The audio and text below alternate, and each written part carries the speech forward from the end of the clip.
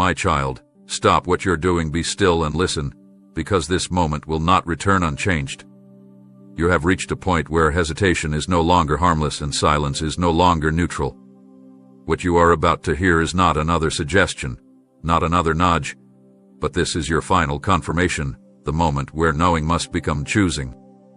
I am speaking now because time, alignment, and readiness have converged. What you decide next will shape what follows, and your spirit already recognizes the weight of this truth. Listen before you scroll, before you doubt, before you distract yourself again. This moment is not accidental. You feel the weight in your chest even as you read these words, because deep within you, you already know I am speaking. I have been speaking. I have not been quiet, and I have not turned away. You are not forgotten, overlooked, or misaligned beyond redemption. I have been reaching for you in ways both gentle and persistent, and now I am addressing you directly, because this moment demands clarity. You keep wondering why the same thoughts return, why the same inner nudges refuse to leave you alone, why certain questions echo in your spirit even when everything around you seems normal. It is because I have been calling you, patiently and intentionally, again and again. You say you are confused, but confusion is not what you are experiencing. What you are feeling is recognition. You recognize my voice even when you resist it. You recognize truth even when it unsettles you. I have spoken through stillness that made you uncomfortable, through delays that forced you to slow down, through doors that closed without explanation, and through moments when peace left the moment you tried to move in the wrong direction. I have spoken in scriptures that seemed to leap off the page, in words spoken by others who had no idea what you were carrying, and in quiet inner urgings you tried to reason away. None of that was random. None of it was imagination. It was me, guiding you step by step toward this point of realization. You keep asking why it feels like I am repeating myself, why the message seems to come again and again in different forms. It is because repetition is mercy. I repeat because I care. I repeat because I know your fears are loud and your faith has been stretched thin. I repeat because you are human, and humans forget what matters when pressure rises. I am not frustrated with you for needing reassurance. I am intentional about giving it. But understand this clearly, repetition does not mean indecision on my part. It means persistence on yours is required. Each time I spoke before, I was preparing you to hear me more clearly now. You may think you missed something, that you responded too slowly, that you hesitated too long. Hear me, nothing you are facing right now is sudden to me. I saw this moment long before you felt it approaching. I allowed the build-up because growth requires awareness, and awareness requires time. I was aligning circumstances, refining your discernment, and teaching you to distinguish my voice from your fear. You were not being tested to fail. You were being trained to recognize truth when it arrived without spectacle. This moment you are in is not about guilt, and it is not about pressure for pressure's sake. It is about awakening. I am drawing your attention because what comes next in your life cannot be entered halfway or half-willing. You are standing at the edge of understanding, and I am inviting you to stop pretending you do not hear me. You do. You always have. And now that you recognize my voice once more, you must decide whether you will continue listening only enough to feel stirred, or whether you will listen deeply enough to be transformed. Do not pretend this came out of nowhere, because you were the one who asked me to speak. You whispered it in moments of exhaustion. You thought it in the quiet spaces between decisions, and sometimes you even challenged me with it. If this is really you, then show me. Confirm it. Make it clear. And I did. Not once, not subtly, and not in ways that could be easily dismissed if you were willing to be honest with yourself. The truth is not that I failed to answer. The truth is that my answers arrived without drama, without lightning, without spectacle, and you expected noise when clarity often comes in patterns. You noticed the repetition before you admitted it mattered. The same theme appearing in different places. The same words spoken by different mouths. The same idea rising up in prayer, then resurfacing in conversation, then meeting you again in a moment you could not control. You told yourself it was coincidence because coincidence felt safer than obedience. But you know better. You felt the weight of recognition each time it happened, the quiet pause in your spirit that said, "This again." That pause was not confusion. It was confirmation pressing gently but firmly against your resistance. I answered you through timing that did not align with your expectations, but aligned perfectly with your growth. I answered you through closed doors that protected you even when they disappointed you. I answered you through moments when peace withdrew the instant you leaned toward the wrong choice and returned the moment you stepped back. I answered you through scriptures that felt uncomfortably specific, through inner nudges you tried to rationalize away, and through the uneasy feeling that something more was required of you than staying where you were. None of that was accidental. You were not being teased or tested for amusement, you were being guided. You asked me to confirm because part of you wanted certainty before courage. That is understandable. But hear this clearly, confirmation is not meant to replace faith, it is meant to strengthen it. I did not overwhelm you with signs because I was unsure, I layered them because I was patient. Each confirmation was another invitation to trust me a little more deeply, to loosen your grip on control, to acknowledge that you were already being led. And each time you hesitated, I remained present, not withdrawing, not condemning, but continuing to speak. You may still be tempted to ask for one more sign, one more reassurance, one more unmistakable moment. But ask yourself honestly, how many answers must surround you before you call it truth? How many confirmations must stack upon each other before you stop calling them coincidence? I am not silent now, and I was not silent then. You are standing in the middle of answered prayer, even if it does not look like what you imagined when you first asked. This moment is not about whether I responded, it is about whether you are willing to accept that I did. You prayed for clarity, and clarity came wrapped in repetition. You prayed for direction, and direction arrived through alignment. You prayed to know whether it was truly time, and here you are, still feeling the same pull, the same knowing, the same insistence that refuses to fade. That persistence is not pressure, it is love refusing to let you drift back into denial. Before you accuse me of withholding, you must understand this. The waiting was never punishment, it was protection.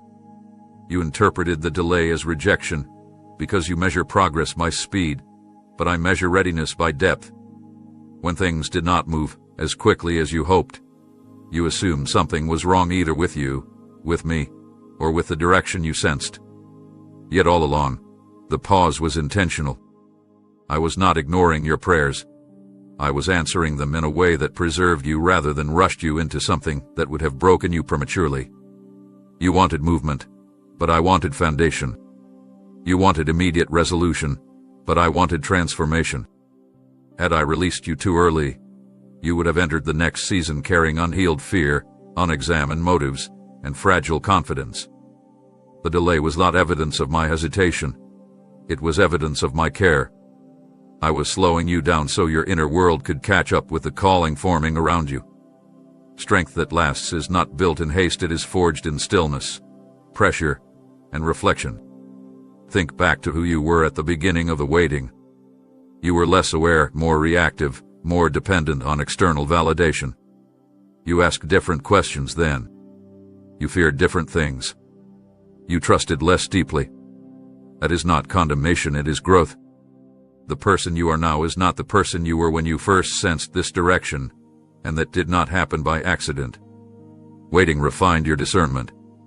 Silence sharpened your hearing. Discomfort forced you to confront patterns you would have carried forward if I had allowed you to move too soon. You assumed delay meant I was uncertain.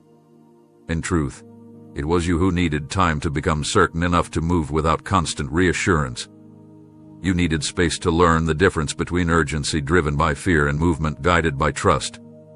I allowed things to slow so you could see yourself more clearly, to recognize what needed to be surrendered before you could step forward freely.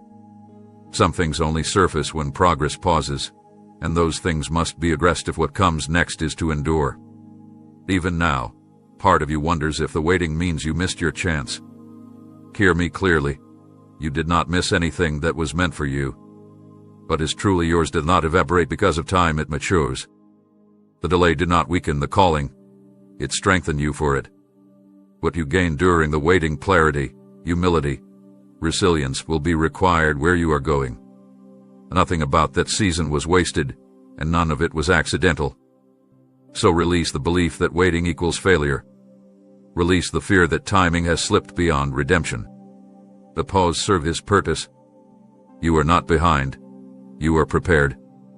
What felt like silence was shaping you. What felt like stillness was alignment in progress. And now that the waiting has done its work, you are being invited to see it not as an obstacle, but as the quiet evidence that you were cared for every step of the way. Stop turning your head toward what no longer opens, because every glance backward pulls your strength out of the present. You keep revisiting that familiar threshold, replaying what was said, what almost worked, what once felt safe, and every time you do, you feel the quiet ache of something that refuses to respond the way it once did. That ache is not punishment, it is information. It is the signal that the season attached to that door has completed its purpose. You are not being rejected by it, you are being released from it. And yet you linger, because endings without noise feel confusing, and closures without confrontation feel unfinished. But hear me clearly, I do not always close doors with drama. Sometimes I close them by removing grace from staying. You keep asking why it feels uncomfortable to remain where you are, even though nothing is visibly wrong. It is because what once fit you no longer does. You have grown, and growth creates tension with spaces that were never meant to stretch with you.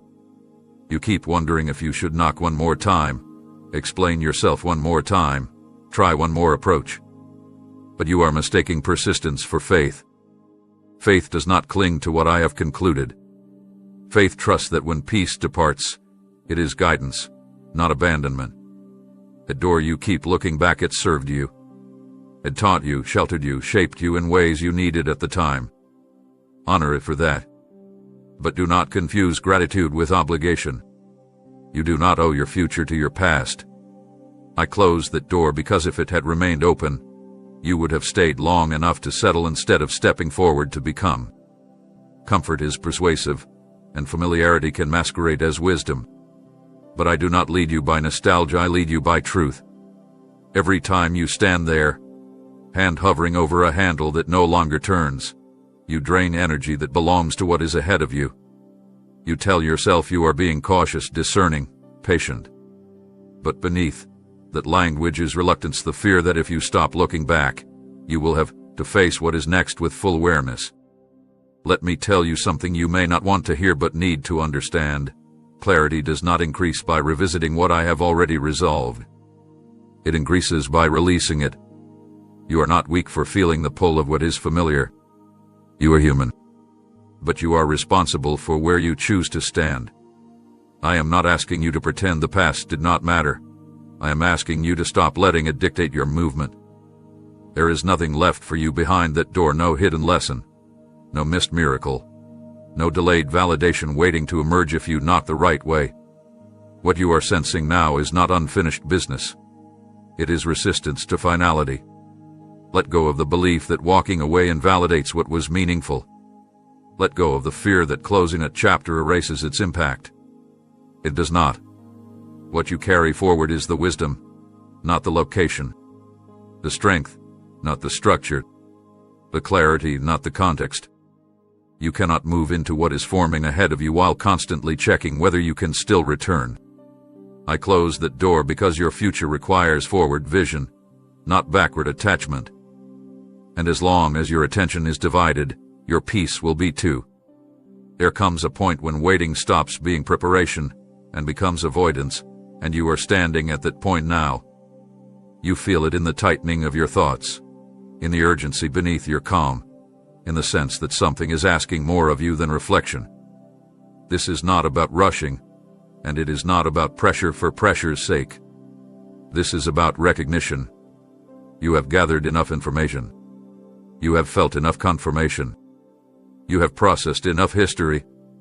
Now you are being asked to choose, not because I am forcing you, but because the season demands movement.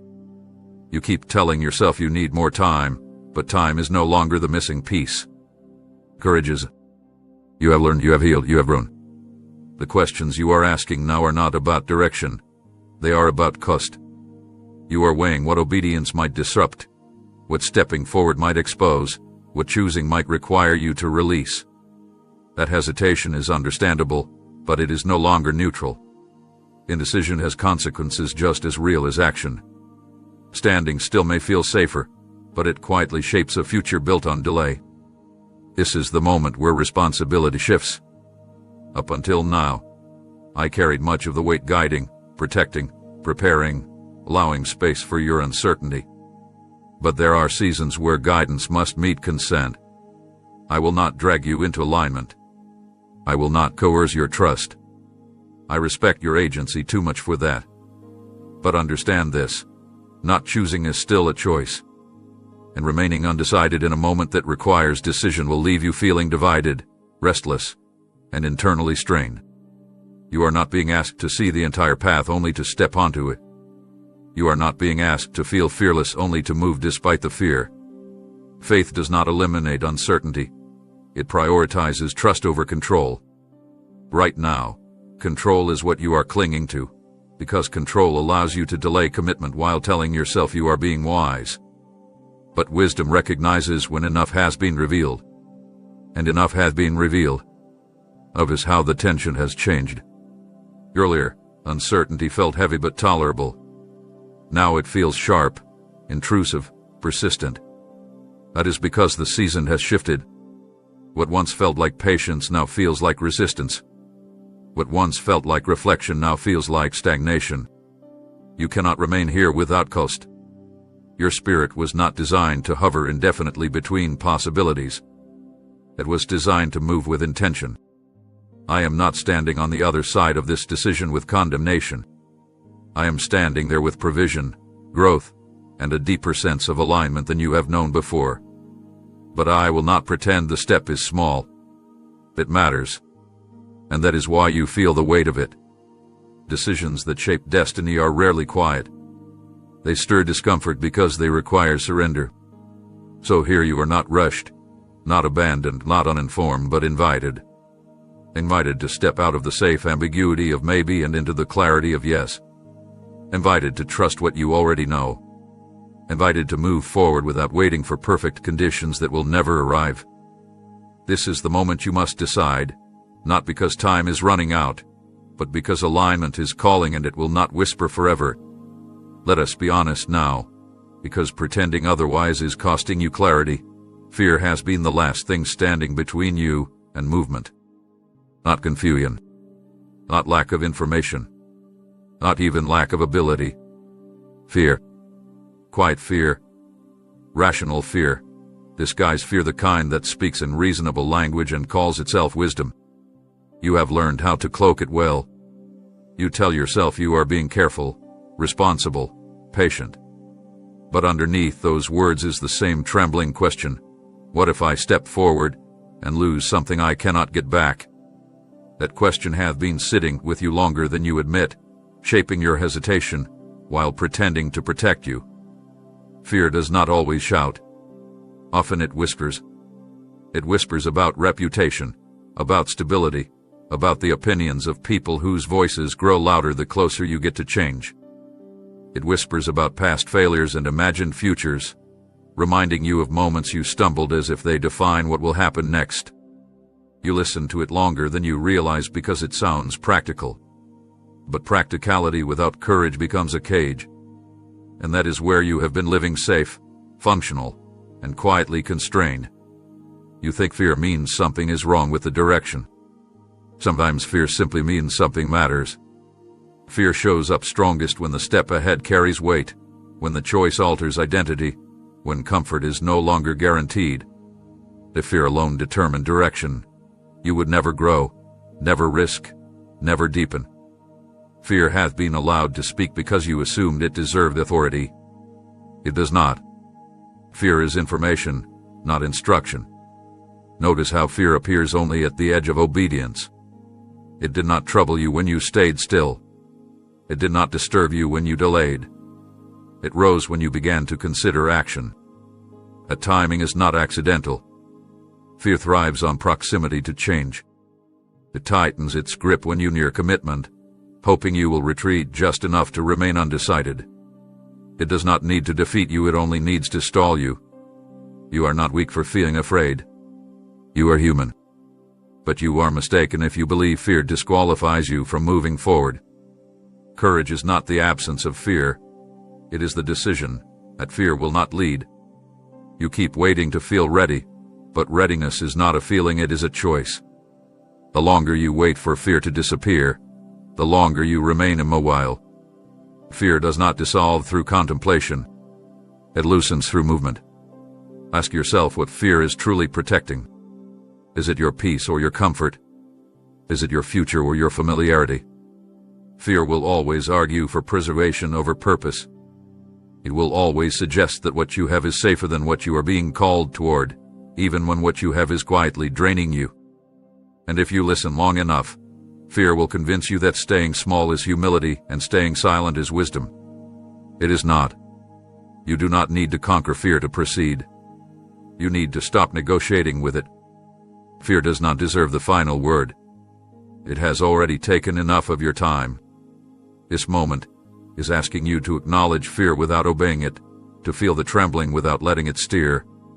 Because the step you are being invited to take is not beyond your capacity, it is beyond your comfort. And those two things are not the same. Understand this clearly, because it will explain much of what you have been feeling.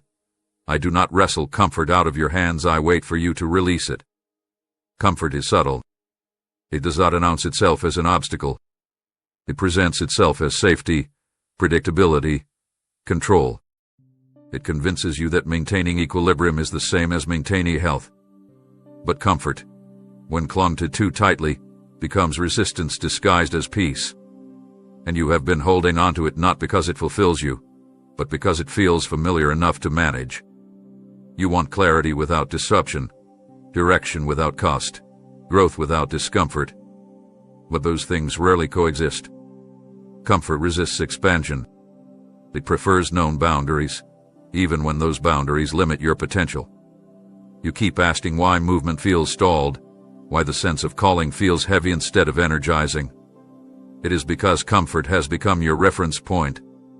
And when comfort leads, obedience feels like loss instead of alignment.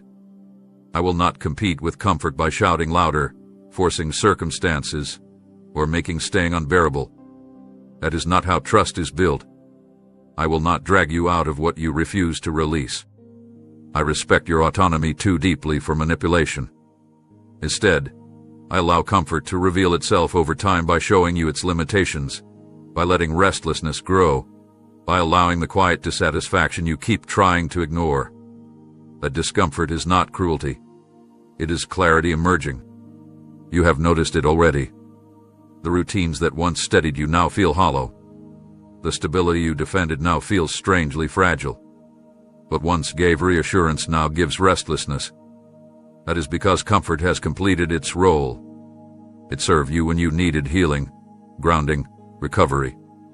But it cannot lead you where growth requires vulnerability. Comfort is a season, not a destination. You fear that releasing comfort means chaos. It does not. It means transition. It means trusting something other than familiarity to hold you steady. It means allowing yourself to be shaped rather than sheltered. You are not being asked to leap blindly, you are being asked to loosen your grip. To admit that what feels safe may no longer be what is right. To recognize that staying comfortable has quietly cost you momentum. I am not asking you to despise comfort. I am asking you to stop worshiping it. Comfort is a gift when it supports growth. It becomes an idol when it replaces obedience. And idols demand preservation at the expense of purpose. That is why you feel tension when you consider moving forward. You sense the trade-off. You cannot keep everything the same and still step into what is forming ahead of you. Release does not mean recklessness. It means willingness. It means saying, I am open to discomfort if it leads to alignment. It means trusting that you will not be abandoned the moment you step beyond what you can control. Comfort promises certainty. Growth offers meaning. And meaning is what your spirit has been craving beneath all the careful planning and delayed decisions. I will not compete with your comfort because this step must be chosen, not forced. What you are being invited into requires trust, not pressure. When you are ready to release what numbs your restlessness instead of healing it, movement will begin naturally. Until then, comfort will keep you steady but stagnant. And you were not created to remain still forever, you were created to become. And now, proceed with the next 2 message points. Develop each message point into a single, well-developed paragraph of up to 500 words. Take extra care to strictly adhere to the word count. Each message must be no less than 500 words. Writing slightly more than 500 words is acceptable, but never below. Start each message with a powerful hook that immediately captures attention. The overall tone should sound as though you God-like roleplay-like theme, metaphorical, not literal, but it is understood to be a creative representation rather than a literal divine message or personally speaking and delivering these messages. Write in a you-focused, conversational style, directly addressing the listener as you, so it feels like a personal one-on-one conversation between you and the listener. Do not restart or conclude between messages. Instead, make each one feel like a continuation of the previous message, as if the conversation never paused. Ensure the overall flow remains deep, meaningful, and emotionally engaging, extending the message in a way that feels spiritually rich and connected. Also, give me message point no and the heading. Do not soften this truth in your mind, because pretending the cost is small will only make you stumble when it appears. What you are being called into will require something real from you. You have sensed this already, that quiet tightening when you imagine saying yes, that awareness that obedience will rearrange parts of your life you have kept carefully ordered. This calling is not a gentle adjustment to your current comfort. It is a reorientation. And the cost is not punishment, it is exchange. You are not losing for nothing. You are releasing what cannot go with you so you can carry what must. You fear the cost because you are picturing loss without purpose. You imagine giving things up and standing empty-handed. That is not how this works. Cost does not mean abandonment. It means prioritization. It means deciding what matters most when everything cannot come along. Some things will fall away not because they are evil, but because they are incompatible with who you are becoming. Certain habits, identities, relationships, and expectations cannot survive the next season not because they failed, but because they were seasonal. You are especially hesitant because some of what may be required looks good on the surface. It has history. It has familiarity. It has people attached to it whose approval matters to you. That is what makes the cost feel sharp. You are not being asked to walk away from nothing, you are being asked to walk away from what once made sense. And that is always harder. But understand this. What made sense then was aligned with who you were then. Alignment must be renewed as growth occurs. You worry about reputation, how this decision might look, how it might be misunderstood, how people might reinterpret your past or question your motives. Let them. Clarity is not built on consensus. You cannot live faithfully while constantly negotiating with the expectations of others. The more significant the calling, the more likely it will be misunderstood by those who only see the surface. If everyone approves, you will be tempted to perform rather than obey. You also fear the cost of familiarity, the loss of routines that keep you grounded, environments that feel predictable, roles where you know how to succeed. Familiarity is comforting because it reduces risk. But it also limits growth. You are not being asked to despise what you know. You are being asked not to let it define the limits of your future. What is ahead will stretch you, and stretching always feels like loss before it feels like expansion. Hear this carefully. The cost will never be greater than the value of what you gain. But the gain will not always be immediately visible. Early obedience often feels like subtraction. Fulfillment often comes later, quietly, after alignment settles and purpose deepens. If you measure the decision only by what leaves your hands, you will miss what enters your life through the open space. You are not weak for counting the cost. That is wisdom. But do not let the awareness of cost become the excuse for delay.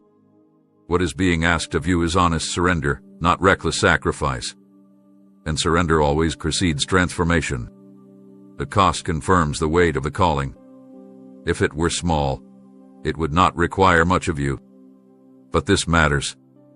And because it matters, it will ask something meaningful in return. Accept this now, because resisting it will only deepen your frustration later. Not everyone is meant to understand what you are being called to do.